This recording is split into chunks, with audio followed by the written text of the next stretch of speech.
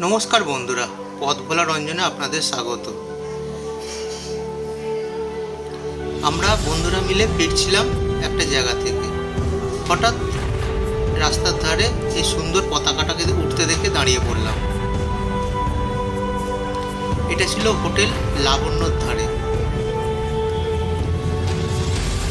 Hotel লাবণ্যর ধারে আমরা দাঁড়ালাম একটু খাওয়া দাওয়া করার জন্য, এবং সেখানে আমরা অর্ডার দিলাম স্যান্ডউইচ, চিপস, এক কাপ গরম কফি আর এগ পোচ।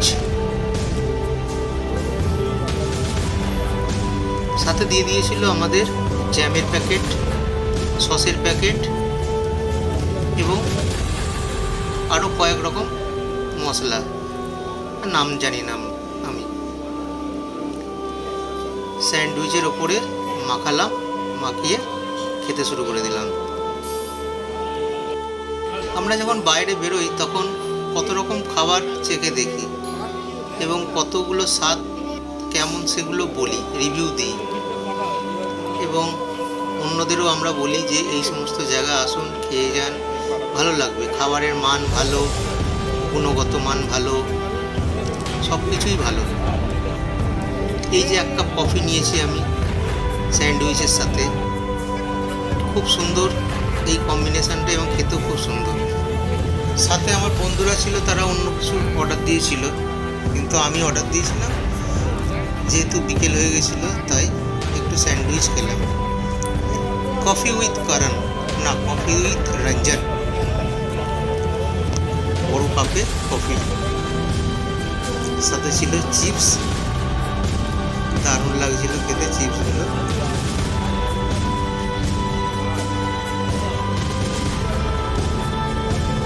বেশ অনেক বন্ধুরা, অনেকে আমার পাতে একটা দুটো করে তুলে দিচ্ছিল স্যান্ডউইচ, আমি সব খেয়ে নিচ্ছিলাম। বেশ ভালোই লাগছিল, টেস্টও খুব সুন্দর। কফি যেন শেষই আর হয় না, খেয়েই যাচ্ছি।